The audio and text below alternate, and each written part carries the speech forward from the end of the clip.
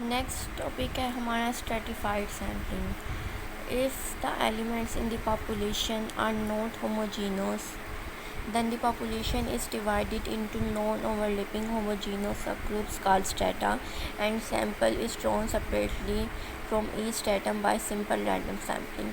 वो कह रहा है कि अगर पॉपुलेशन हमारे पास होमोजीनस ना हो, मतलब हेट्रोजीनस हो, जो एलिमेंट्स हैं वो सेम ना हो, तो आपने पॉपुलेशन को होमोजीनस सब ग्रुप्स में डिवाइड करना है। सब ग्रुप्स का मतलब कि छोटे छोटे पार्ट्स आपने एक जैसे बना के डिवीजन करनी है। उन सब ग्रुप्स को हम कहेंगे स्टेटा, और फिर आपने सैम्पल उसमें से निकालना है सिंपल रैंडम सैम्पलिंग को यूज़ करते हुए। जैसे क्लास में मेल फीमेल दोनों इक्वल है, ठीक है, तो आपने क्या करना है, मेल का एक अलग ग्रुप बना देना है और जो फीमेल है उसका अलग ग्रुप बना देना है। अब ये जो दो सब ग्रुप्स आपने बनाए हैं होमोजीनस सब ग्रुप्स, क्योंकि मेल के ग्रुप में सिर्फ मेल ही है और फीमेल के ग्रुप में फीमेल ही है, तो ये क्या हो गया, दो स्टेटस बन गया। अब आपने जो सैम्पल की सिलेक्शन करनी है वो सिंपल रैंडम सैम्पलिंग को यूज़ करते हुए इन दोनों ग्रुप्स में से सेपरेटली आपने सैम्पल ड्रॉ करने हैं। इसको कहते हैं stratified sampling. This sample is called stratified sample. जो सैम्पल अब आपके पास आएगा स्टेटस में से उसे स्ट्रेटिफाइड रैंडम सैम्पल कहेंगे। The process of dividing a heterogeneous population into homogeneous sub groups is called stratification. और ये जो प्रोसेस है जिसमें हेट्रोजीनस पॉपुलेशन को होमोजीनस सब ग्रुप्स में डिवाइड करते हैं उसे कहते हैं stratification.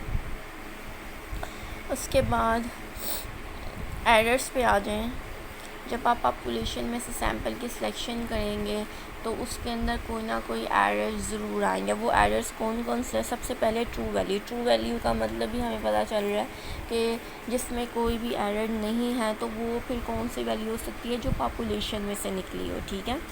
By true value we mean the value that would be obtained if no errors were made in any way in obtaining the information or computing the characteristic of the population। True value का मतलब वो value है जिसके अंदर कोई भी किस्म का एरर नहीं है, और सिंपल वर्ड्स में ट्रू वैल्यू का मतलब होता है पॉपुलेशन में से जो आपने एस्टिमेट्स निकाले हैं उसको हम कहेंगे ट्रू वैल्यू, क्योंकि उसके अंदर कोई भी एरर नहीं होता। Accuracy. By accuracy we refer to the difference between the sample result and the true value। Accuracy का मतलब है कि जो आपने सैम्पल रिज़ल्ट निकाला है और जो ट्रू वैल्यू है, जो पॉपुलेशन की वैल्यू है, उन दोनों का जो डिफरेंस है उसे कहेंगे हम एक्यूरेसी।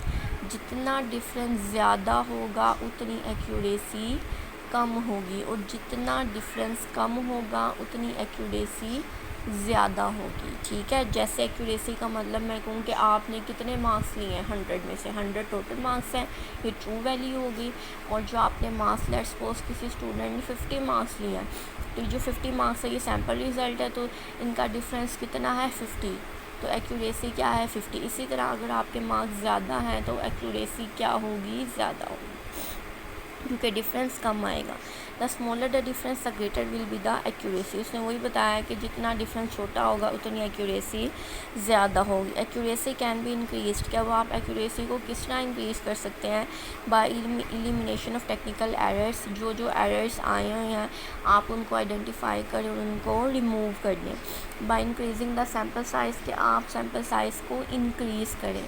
जब सैम्पल साइज़ इंक्रीज़ होगा तो ज़ाहिर बात है एरर्स के चांसेस कम होते जाएंगे। प्रिसिजन में आ जाए। By precision we refer to how closely we can reproduce from a sample results which would be obtained if a complete count was taken using the same method of measurement। Precision का मतलब है कि हम population में से कितने अच्छे sample result draw कर सकते हैं, उसे कहेंगे प्रिसिजन। जैसे एक स्टूडेंट कितनी अच्छी परफॉर्मेंस दे सकता है, वो क्या है, precision. Error.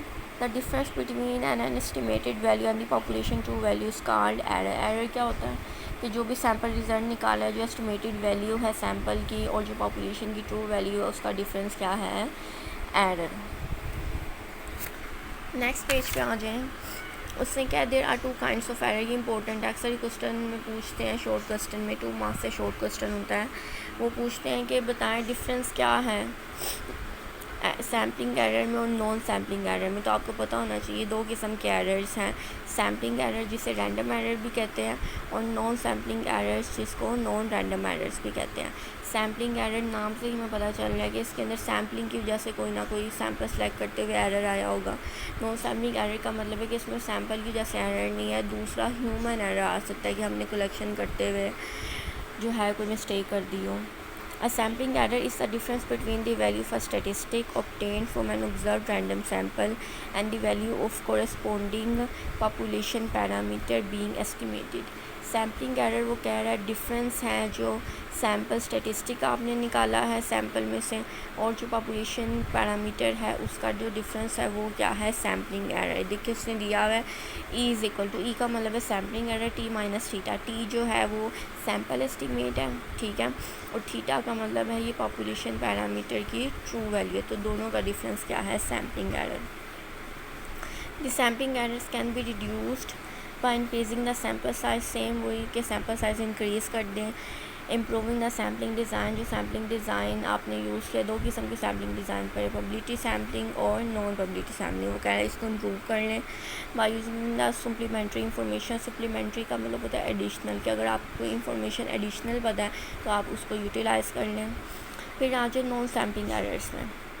The errors that are caused by sampling the wrong population of interest and by response bias, as well as those made by an investigator in collecting, analyzing and reporting the data, are all classified as non-sampling or non-random errors.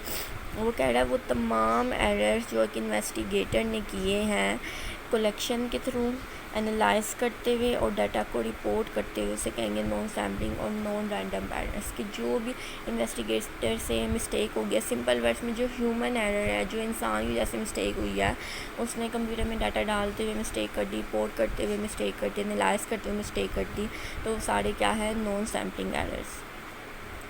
Bias is the difference, ये बहुत important है, bias is the difference between the expected value for statistic and the true value of the parameter being estimated. Bias में और sampling error में एक बहुत important फ़र्क है कि सैम्पलिंग एरर में जस्ट एक डिफरेंस है जो स्टैटिस्टिक का है डिफरेंस पैरामीटर वैल्यू से, ठीक है, लेकिन बायस में स्टैटिस्टिक का पैरामीटर वैल्यू से डिफरेंस नहीं है, एक्सपेक्टेड वैल्यू ऑफ स्टैटिस्टिक का पैरामीटर वैल्यू से डिफरेंस है, ठीक है। कि अगर आपने ऊपर स्टैटिस्टिक लिया था टी, तो यहाँ पे बायस में आपने क्या करना है, उसकी एक्सपेक्टेड वैल्यू निकालनी है। Expected value of statistic minus population parameter value, तो वो क्या आएगा, बायस। तब बायस इज़ पॉजिटिव। अब बायस पॉजिटिव कब होगा, जब तो एक्सपेक्टेड वैल्यू है स्टैटिस्टिक की वो बड़ा हो जाए, पैरामीटर छोटा हो जाए, तो वो क्या होगा, आंसर क्या आएगा हमारे पास प्लस में, तो बायस पॉजिटिव है। अगर एक्सपेक्टेड वैल्यू स्टैटिस्टिक छोटी हो जाए, पैरामीटर वैल्यू बड़ी हो जाए, तो आंसर नेगेटिव में आएगा, तो बायस क्या होगा, नेगेटिव। एन और ज़ीरो कब होगा, जब एक्सपेक्टेड वैल्यू ऑफ टी बराबर हो जाए थीटा के। Bias is a systematic component of error, ठीक है। उसके बाद आ जाए बायस इज़ क्यूमुलेटिव। वो कह रहा है बायस एक क्यूमुलेटिव प्रोसेस है। आपने क्यूमुलेशन पढ़ी हुई है कि ये कोई ना कोई चीज़ इसके अंदर ऐड होती रहती है, डिक्रीज़ नहीं होती। And increases with the increase in size of the sample. और जैसे जैसे आप सैम्पल साइज़ को इंक्रीज़ करेंगे बायस क्या होगा, इंक्रीज़। मोस्ट इंपॉर्टेंट दो किस्म का फ़र्क है बायस का और सैम्पलिंग एरर का। एक है सैम्पलिंग एरर में आप सैम्पल स्टैटिस्टिक की ट्रू वैल्यू से डिफरेंस निकालते हैं, ठीक है, लेकिन बायस में क्या करते हैं, एक्सपेक्टेड वैल्यू स्टैटिस्टिक का ट्रू वैल्यू से डिफरेंस निकालते हैं, ठीक है। दूसरा डिफरेंस क्या है कि सैम्पलिंग एरर रिड्यूस हो जाता है जो सैम्पल साइज़ इंक्रीज़ करने से, लेकिन बायस जो है सैम्पल साइज़ इंक्रीज़ करने से बायस भी इंक्रीज़ हो जाता है। ये एक क्यूमुलेशन प्रोसेस है, ठीक है। तो डेफिनेशंस जितनी हैं वो हमने कर लिया। कल इंशाल्लाह हम कल के लेक्चर में क्वेश्चन स्टार्ट करेंगे इसका।